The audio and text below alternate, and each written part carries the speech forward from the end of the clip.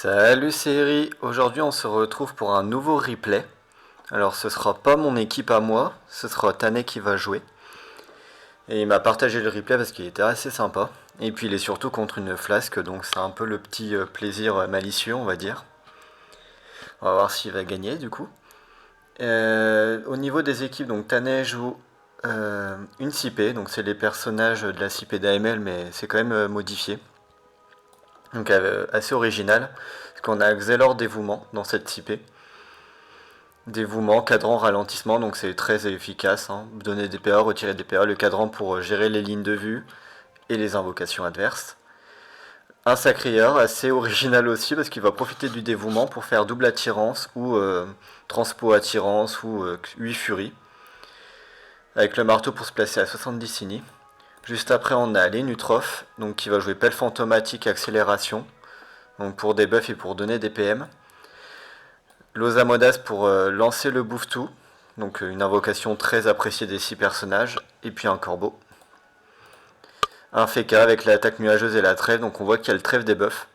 Alors vous voyez que l'initiative du trêve des buffs est assez différente de ce qu'on a l'habitude de voir, mais c'est pas un problème, on peut faire le trêve à la fin du tour et des buffs au tour suivant.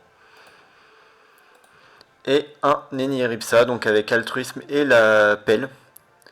Donc la pelle permet justement de taper 2 fois sous dévouement. Et ça tape très fort, hein. Vous voyez, 10 dégâts x 2 s'il y a le dévouement, ou sinon double altruisme. Donc le dévouement en fait profite un peu à tous les personnages. Et en face, c'est la flasque ou critique, donc avec l'Eniripsa soigneur qui va donner le PA au panda et qui peut aussi debuff, c'est intéressant le debuff. Il peut même se debuff des guignes ou des fascinations sur son panda s'il veut, même s'il va perdre les boosts, mais ça peut sauver. Un panda placeur, tout ce qu'il y a de plus classique. Le panda roxeur, donc vous voyez, flasque, souffle.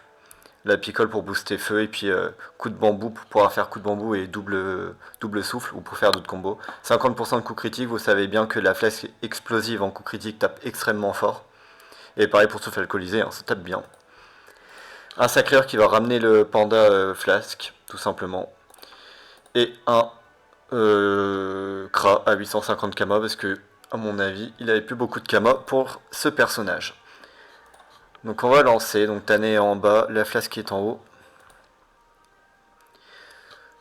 Donc les flasques sont toujours en haute initiative, hein, commencent souvent en première.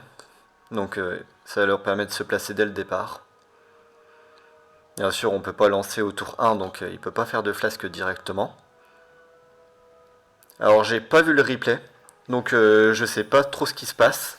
Donc je vais découvrir en même temps, donc j'espère être assez dynamique malgré que je ne sache pas ce qui va se passer. Donc je vais plus réagir qu'expliquer les moves, même si je vais essayer de le faire bien sûr. Alors là il s'est donné un PM sur son Nenutroph à lui. Il pourrait le donner à n'importe qui d'autre, hein, principalement au sacrieur. Les placeurs avec un PM de plus c'est quand même assez appréciable. Mais je pense qu'il se donne le PM pour pouvoir debuff plus facilement, tout simplement. Enfin, pour debuff, en fait, le but c'est de debuff le panda flasque. Le panda flasque qui a le mot stimulant. Si on le debuff, pendant 3 tours, il a plus de PA. Et l'Eniripsa sera obligé de le replacer. Ça debuff aussi la picole, qui donne quand même 20% de dégâts et qui permet de faire des souffles alcoolisés. Sans picole, vous savez qu'on peut pas faire le sort souffle. Donc le panda serait beaucoup moins fort, il aurait 7 PA au lieu de 8. Sans pouvoir faire souffle. Et à chaque fois qu'il devrait relancer la picole, il devrait dépenser 2 PA tout simplement. Donc là il donne, il fait le dévouement sur le sacri et sur les Nutroph avec le dieu Xelor. Je pense que ça peut être assez intéressant de faire dévouement sur les Nutroph pour faire accélération plus pelle fantomatique. Ça peut être un combo sympa, il faut un PA de plus pour faire ça, donc 2 PA ça suffit. Voilà, on voit qu'il reste assez loin, le cadran qui permet justement de gérer les zones. Parce que si le panda flasque fait une flasque sur le cadran, il se tape lui-même. Donc le cadran permet de faire une petite zone où il peut pas flasque. Donc là ça fait 2 tours que le panda flasque peut rien faire. Le premier tour il y avait le dieu Xelor au tour 2. Et avec dieu Xelor il peut pas lancer son panda.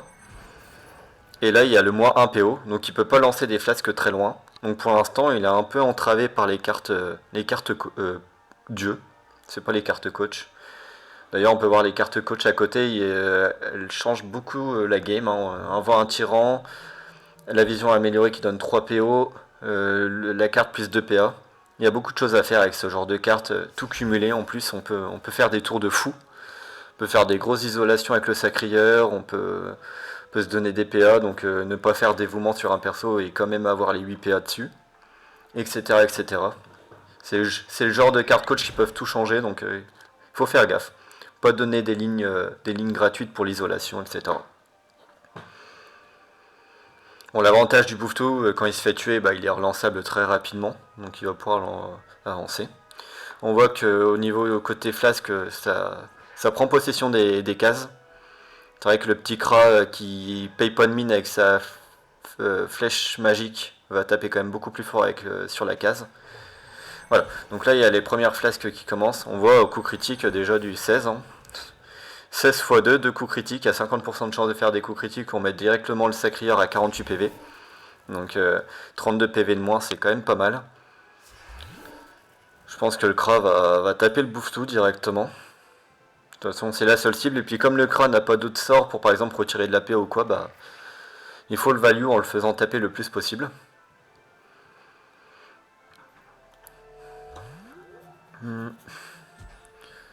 On va bien voir ce que va faire Tanet. Donc là, il avance. Il fait une vision améliorée. Donc là, vous voyez qu'il fait bien en amont. Il prépare son tour. Il va faire la transposition sur le Sacri. Et avec vision améliorée, l'appel fantomatique va jusqu'à 7 PO. Donc je pense que... Voilà, là il y a la ligne de vue. Ça cache pas trop la ligne de vue. Ça, c'est juste un obstacle qui ne cache pas la ligne de vue. Donc vous voyez que... Il peut le toucher d'ici. Je me demande s'il pouvait pas le toucher ici d'ailleurs. 1, 2, 3, 4, 5, 6, 7. Je pense que là ça peut. Ici. Mais bon. Autant avancer. Hein. Donc là le panda il débuff. Et on resoigne derrière avec altruisme, hein, tout simplement. Double altruisme. Voilà. Donc comme ça on soigne le Bouffetou. On soigne le sacrieur. Bon on soigne le panda bien sûr. Qui avait perdu des PV avec l'appel fantomatique. Mais c'est comme ça. On peut pas tout avoir avec altruisme. Donc là j'imagine qu'il y a une belle zone là, mais vous verrez, il pourra faire qu'une seule flasque. Ah, il peut faire deux quand même avec le dieu panda qui donne 1 PA, c'est vrai. Bon, il n'a pas fait de coup critique, donc sans coup critique et sans la picole, ça tape quand même beaucoup moins fort. Donc tant mieux, ça va se refaire soigner par altruisme, hein, j'imagine. Le sacrieur qui back et qui protège les lignes de vue. Donc pour l'instant, le panda est pas trop touchable. Pas trop atteignable, donc c'est bien pour lui. Voilà, il fait dévouement sur les Niripsa, donc on sent que ça va être un tour à heal. De toute façon, il faut remonter le sacrieur, il faut remonter le Nutrof. Je pense qu'il veut vraiment sauver les Nutrof surtout, qui va pouvoir debuff en boucle. Il vient sur le côté pour taper. Non, je sais pas si c'était le côté du coup, parce que ça tape que du 10. Ok, vent attirant, c'est pour attirer le Kra sur le Bouffetou. Donc c'est pas grave de se mettre sur la casse-pique, il va se refaire sauver par le sacrieur juste après. Bon, il fait quand même une trêve. Donc la trêve permet d'être insensible aux prochaines flasques. Et pouvoir rush, j'imagine que la trêve c'est pour rush. J'ai aussi mon équipe fast avec la trêve pour rush, donc je comprends l'idée. Mais il y a le debuff. C'est vrai que les Niripsa debuff, et comme ils jouent en première initiative, on va dire, et ben ils debuff en début de tour. Mais bon, il debuff le Bouffetou, c'est pas comme s'il faisait un debuff sur un des personnages. Si le Bouffetou meurt, c'est pas grave, il va pouvoir se refaire réinvoquer, tout simplement. Voilà, on lance la picole. La picole se relance 2 tours après le debuff. Donc c'est assez rapide, mais ça bloque quand même un peu, et puis il faut la relancer, donc c'est 2 PA de perdu. Pour l'instant, le mot stimulant ne peut pas être relancé. J'imagine qu'il va pouvoir se faire relancer le tour suivant. Voilà, le Kra a quand même des dagues, donc c'est vrai qu'il peut taper au corps à corps. C'est intéressant. En plus, il a les dagues terre. Comme ça permet de taper feu ou terre. Pour contourner des coiffes résistance.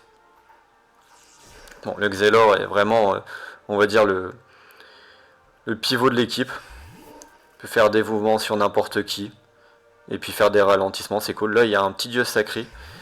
Donc comme ça on peut profiter des PM pour aller placer les Nutrophes. J'imagine que les Nutrophes va se mettre ici. Et avec la ligne de vue, bah redebuff. C'est pas trop grave d'avancer. Un peu quand même, parce que c'est vrai que le Kra et le Sacri peuvent bien taper. Mais au moins, le Panda ne peut pas faire de souffle alco. Il a perdu encore le Picole, donc même les flasques seront moins fortes. Le Bouffetou qui va mettre la pression, qui peut gêner. Le Feka qui se place, ok, j'imagine que comme ça il peut le prendre à revers sur la gauche. Donc vous voyez, ça tape, mais ça resoigne derrière. Donc c'est vrai qu'on met pas de dégâts pour l'instant, mais on se setup. Donc là il débuffe les Nutrophes, ça veut dire qu'il débuffe l'accélération. Donc les Nutrophes n'a plus que 3 PM au lieu de 4. C'est intéressant d'avoir le debuff, le petit tenny debuff comme ça. J'aime bien. Mais voilà. Il va balancer le sacreur, je pense que le sacreur va pouvoir faire... je pense qu'un seul coup de pied parce qu'il a perdu un PA.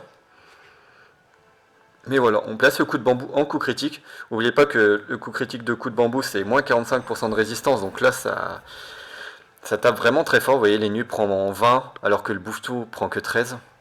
Enfin, que 13, c'est quand même abusé. Voilà. Les pieds de sacrieur à moins 12. On fait une action héroïque pour pouvoir taper 2 fois. Et on vient faire des flèches magiques à moins 12, mais on peut en faire qu'une. Heureusement, il a été ralenti. Donc vous voyez les Nutrophes, sans le panda overboosté, il est quasiment mort. C'est quand même assez abusé. Mais bon, le sacreur va pouvoir back les Nutrophes. C'est vrai que comme il n'a pas assaut, bah, il peut pas isoler le sacreur. Je sais pas si c'est ce qu'il voulait faire. J'imagine qu'il voulait avancer dans l'équipe adverse. Vu qu'il avance avec Loza, je pense que Loza tape le Kra. Le Bouffetou va taper le Kra et je pense qu'avec son Feka il va venir là pour taper le Kra. Surtout qu'il a fait dévouement sur le Feka, vous voyez, plus de PA. Donc je pense que le Feka va aller taper le Kra sans ligne de vue, c'est quand même assez appréciable. Voilà, bon. On tape un petit peu moins fort à cause de creux des vagues, mais c'est quand même des bons dégâts. Hein. Ça tape du 18. Et on va re-soigner, j'imagine. De toute façon, il faut remonter les Nutrophes. Voilà. On voit que le Sacréeur a pu remonter à 80 PV, alors qu'il en avait 52, je crois, ou 48. Voilà, on relance le mot stimulant. En plus, là, les Nutrophes est assez loin, donc ça va être dur de debuff. Et le prochain debuff risque de tuer les Nutrophes, hein, de toute façon, parce qu'il faudra avancer les Nutrophes. Ok, donc il passe sur le côté. J'imagine que le panda va venir ici pour aller taper les Nutrophes. Bon, pas de coup critique.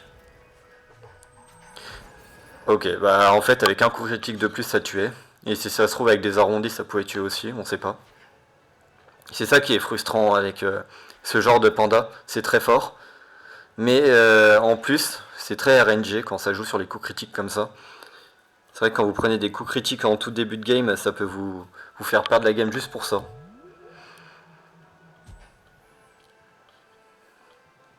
Mais bon, c'est fort, donc c'est normal que ce soit joué. Ok, donc là ça va faire la transpo, j'imagine, de l'Inutrof, comme ça il va se re-soigner un petit peu, refaire un debuff. Moi j'ai bien peur que ce soit le dernier tour de l'Inutrof, on verra bien ce que ça donne. Il n'a pas fait dévouement sur le Niripsa, donc il n'y a pas double heal, mais il l'a fait sur le Feka. Donc le Feka va pouvoir taper 2 fois. Bon, j'imagine que le Kra va mourir. En plus, il m'a l'air de dos vu les dégâts. Il n'a pas dû se tourner, c'est dommage. Ouais, pour taper du 5 avec Corbeau, faut être de dos. Faut les 40% de boost. Ouais, et puis le Bouffetou qui tape de 12, c'est des dégâts de dos. Donc c'est vraiment des dégâts de dos là, ça fait mal. Ok. Bon, à mon avis, ça pouvait tuer quand même de face. Parce que là, il restait il restait encore beaucoup de PV possibles à tomber. Alors, on fait quand même double heal grâce à la Caspia. C'est vrai que j'avais pas fait attention, excusez-moi. Donc là, le Kra adverse est mort. Donc il reste plus que 4 persos qui sont full vie. Il y a encore le pilier. Quand il y a encore le pilier, ça veut dire que c'est pas mort. Hein. Ça, c'est sûr. Ok, donc il balance le sacréeur. Il va aller finir, quoi qu'il arrive, les Nutrophes, je pense. On relance le debuff. Il y a quand même le moins 15 feu. Bon, il y a un coup critique. Bon, même sans coup critique, ça devait finir dans tous les cas. Voilà, ça avance le sacré.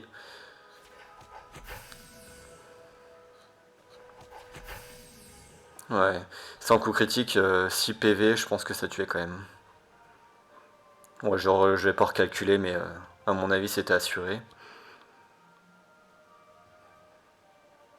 Ok, donc le replay bug, je relance, hop. On refait des mouvements sur le FK, j'imagine que c'est pour aller taper soit le Sacri, soit le Panda.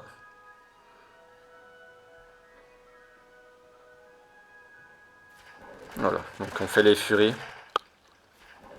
Alors Fury en 6 PA, ça tape pas plus fort que Assaut. Assaut, ça tape du 17 vu que vous prenez une fois de face, une fois de dos. Et là, vous tapez du 7, 13, 16, 17, 18. Bon, bah vous tapez un poil plus que Assaut. C'est vraiment quand c'est en 8 PA que ça tape vraiment très fort. Et plus, bien sûr.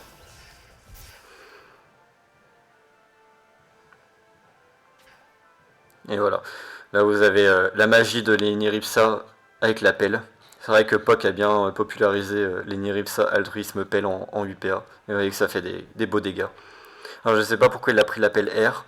Parce que sûrement, il a aucun autre personnage qui tape R à part le Sacrieur. Je sais pas. Parce que je crois que les pelles, on peut avoir l'embarras du choix sur les éléments.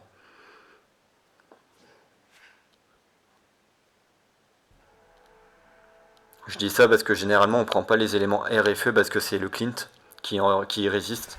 Et le Clint est quand même beaucoup plus joué que le Shampoo. En règle générale, même si c'est vrai que la méta a tendance à bouger et là c'est surtout les sacrifices crack qui sont assez fortes. Donc il vaut mieux résister en terre. Bon, ça change pas grand chose, hein. L'élément des armes. Bon, l'Enutrof en tout cas est mort, donc ça veut dire que tant que le pilier est pas mort, il va pouvoir récupérer la picole, récupérer la stimu, parce que c'est vrai que la stimu n'est pas encore relancée sur le panda. Par contre, le Xelor peut encore retirer des PA au panda, hein, bien sûr. Bon, là, il va finir le Sacrieur, grâce aux dégâts sans ligne de vue de Corbeau, et le Feka étant boosté, il va pouvoir finir de côté là le Sacrieur. Pareil, sans ligne de vue. Voilà, il y a le kill. Et bon, là il y a quasi full PV, mais je pense qu'il va soigner. Voilà. Ça remet le Sacreur limite full vie. Les autres sont full vie. Là aussi c'est full vie, mais il y a deux persos en moins contre un perso ici. Mais il reste le pilier, comme je vous ai dit. Le panda peut faire la différence, hein. Là je pense qu'il va prendre une zone.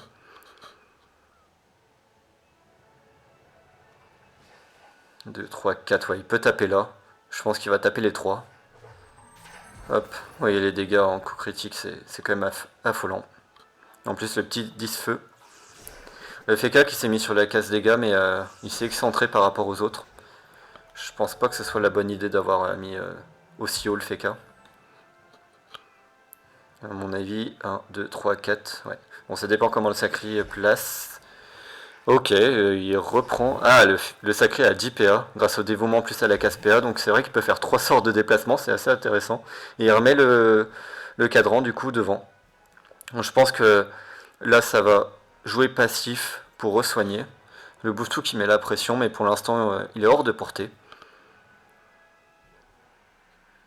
Et voilà, donc ça va soigner en permanence. Altruist, c'est vraiment très fort contre les flasquins de toute façon, surtout en UPA, pour pouvoir lancer 2 fois. C'est un bon counter. Il n'y a pas besoin de retrait PO comme ça. Voilà, donc là le stimu est relancé, mais le stimu ne sera jamais perdu parce que le debuff est passé. Donc tant mieux pour la flasque. Et on va voir comment ça va se goupiller. Parce que là, à tout moment, la flasque peut tout détruire avec quelques coups critiques, il n'y a pas de souci. Il faut juste éviter les retraits PA. Mais les retraits PA sont assez simples à éviter parce que le Xelor n'est pas placé. Il joue en premier. C'est le Sacreur qui joue après. Donc c'est-à-dire si vous restez loin, vous vous cachez du Xelor, bah vous êtes safe. Bon là c'est pas caché parce que si le Xelor vient là, il y a un râle. Mais comme il y a la casse PA, bon. On a quand même fait un ralentissement sur le panda placeur, donc il ne va pas pouvoir placer efficacement, il peut quand même porter. Ok, bon là ça joue passif, hein. De toute façon quand on a l'avantage on joue passif. C'est normal. Faut pas commit, faut surtout pas commit contre un panda. Parce qu'au corps à corps, il fait coup de bambou plus 2 souffles, et si les 3 sont en coup critique, c'est limite un one shot. Bon, j'abuse un peu, mais sur un Xelor, c'est limite un one shot quand même. Ou du moins, ce serait dur à re-soigner. Il y a la petite carte 25 coups critiques. Ça peut faire mal. Par contre, il y a un duo Zod en 2 tours, donc ok, bon, il va clean le bouffe tout. Comme ça va être réglé. Bon, il peut encore invoquer le bouffe tout ce tour-là. Et si dans 2 tours il est pas mort, il y aura un deuxième bouffe tout. Voilà, donc on fait dévouement sur les Niripsa. On veut soigner. En plus, comme le centre de la map est pris, bah, on a accès aux casse PA, aux casse résistance, aux casse soins. Alors que là, il n'y a que les casse PO qui sont pas nécessaires pour le panda, vu que Flasque Explosive ne peut pas gagner de PO. Il peut que en perdre. Enfin, il peut pas passer au-dessus de 4.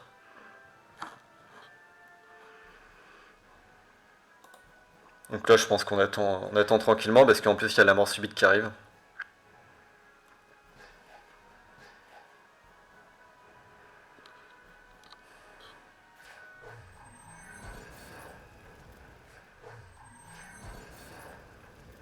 Un coup critique et un non-coup critique, ça tape du 26. C'est quand même pas mal à cette distance, surtout en zone. Mais bon, ça va être resoigné par les Niripsa. On met le Xelor devant, je pense il veut mettre les ralentissements le tour suivant. Le Bouffe-Tout qui prend un revers. Donc là, il faudra qu'il tue le Bouffe-Tout pour pas être réinvoqué, enfin pour pas avoir 2 Bouffe-Tout le même tour. Pour ça, anticiper bien les dieux du tour suivant. Que là, comme je vous ai dit, s'il ne tue pas le Bouffe-Tout, il y a un deuxième Bouffe-Tout le tour suivant. On va voir ce que va faire la flasque, mais en tout cas, elle devrait tuer le Bouffe-Tout. Bah après, il a peut-être pas envie de taper le Bouffe-Tout parce qu'il peut avoir accès à quelques zones. Donc à voir ce qu'il fait. Il préfère prendre la zone, ok. Donc, je pense que là, il va y avoir un deuxième Bouffe-Tout de sortie. Ah ouais, il n'y a pas de coup critique, donc c'est bien, ça va être facile à re-soigner. Enfin, je dis que c'est bien pour la CP.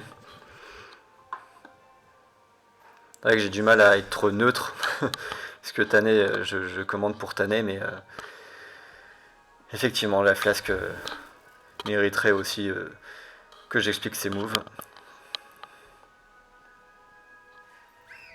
Voilà, comme je vous l'ai dit, il y a le deuxième Bouffe-Tout. Donc là, ça va commencer à gêner un peu les lignes de vue. Ça met la pression parce que ça peut tacler. Ça peut taper aussi un petit peu. Donc c'est pas à négliger les Bouffe-Tout. Et voilà, on resoigne. De toute façon, faut pas commit, hein, comme je vous ai dit. Le problème, c'est que la flasque, n'ayant plus son sacréeur, ne peut plus back, donc ok, un petit debuff, ça change rien, ça retire pas le PA perdu. Donc là, les deux ont perdu un PA, donc il peut pas lancer sur la case résistance, par exemple. Ce qui aurait pu être intéressant. Donc là, je pense qu'on va prendre une zone avec le Bouffe-Tout. Ouais, il y a une belle zone quand même là, entre 2-4. Ok, flasque plus souffle, c'est vrai que ça fait 7 PA, c'est pas mal. Mais là, il y a le petit Bouffe-Tout qui arrive derrière. Selon les PV descendus du panda, ça ira sûrement sur les Niripsa. Il va tout donner sur le panda. Donc là, je pense que c'est les 8. Ouais. Non, ça va être que 3 furies. Il y a le dévouement. Ah, le dévouement sur les Niripsa qui permet de faire 3 altruismes. Il faut y penser. N'oubliez pas qu'en mort subite, les casses sont doublées. Ça veut dire que là, la casse PA donne 4 PA. Le dévouement, ça en donne 6 du coup au total. 6 plus 6, 12. On peut faire 3 sorts à 4 PA. Donc, ouais. Ok, là, il y a vraiment la sécurité avant tout. Donc là, il y a la trêve de lancer. Et on soigne. Et là, je pense que c'est 3 altruismes. Bon, 2 suffisent. Ouais.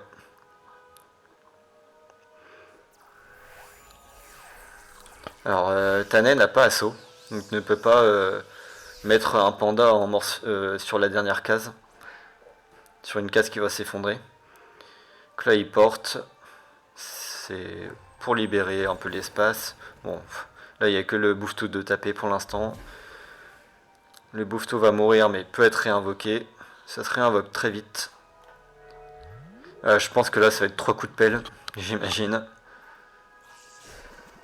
Et on ralentit en plus le panda, donc là la mort subite qui empêche le panda de se cacher. Donc là ah, il reste sur le panda pour bloquer ses sorts.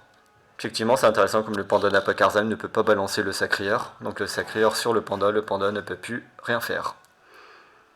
Puis de toute façon avec la trêve c'est sûr qu'il peut pas taper. Le Feka s'avance, ça va être pour tacler. Et non, il y a quand même les altruismes. J'aurais pensé au triple pelle. Ça aurait été amusant. Peut-être après. Le mot soignant pour soigner, bien évidemment.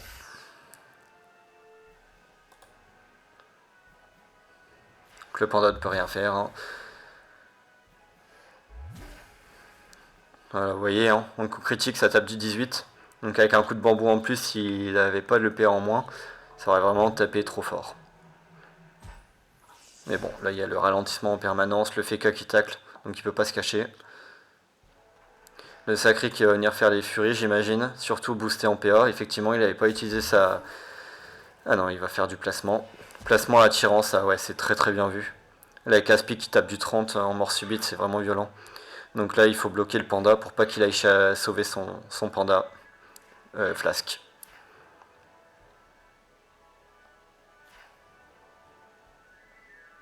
Il y a juste besoin de mettre le Feka ici, hein, et ça suffit. Ça va être chose faite. Voilà. Attaque nuageuse de dos. Et là, c'est les 3 coups de pelle, j'imagine. Donc il suffit de mettre à... ouais, en plus, l'Iniripsa peut pas soigner, mais il y a les 3 coups de pelle pour le style. Voilà, l'Iniripsa qui vient de mettre du 30, on n'a jamais vu ça. C'est... Voilà, bon, il y a le suicide. Même s'il y avait un tyran, ok, c'est pour retirer le Feka, mais bon, le Feka va revenir. Ok, il le bloque comme ça. Bon, bah, c'est bien tenté. Là, oui, c'était pour sauver son panda, mais effectivement, bon, le Feka continue à tacler. Et je pense qu'il y a eu l'abandon. Ouais. Donc le replay ne continue pas, c'est-à-dire qu'il y a eu un abandon. Donc ouais, c'était un petit combat assez intéressant. C'est vrai que les CP ont pas trop le match-up contre les flasques. Surtout que là, il n'y a pas top, mais bon, entre les trêves, les debuffs, les ralentissements, le bouffe-tout qui gêne, les bons dégâts aussi. C'est vrai, il a réussi à tuer le Kra et le Sacréor assez rapidement, et puis derrière, il avait la tempo. C'était assez intéressant, avec la mort subite qui en plus a obligé la flasque à avancer. Donc très bon combat, très bien géré de la part de Tanet. Ça reste un bon joueur, donc bien joué à lui. Et j'espère que ça vous a plu, et puis je vous dis à la prochaine.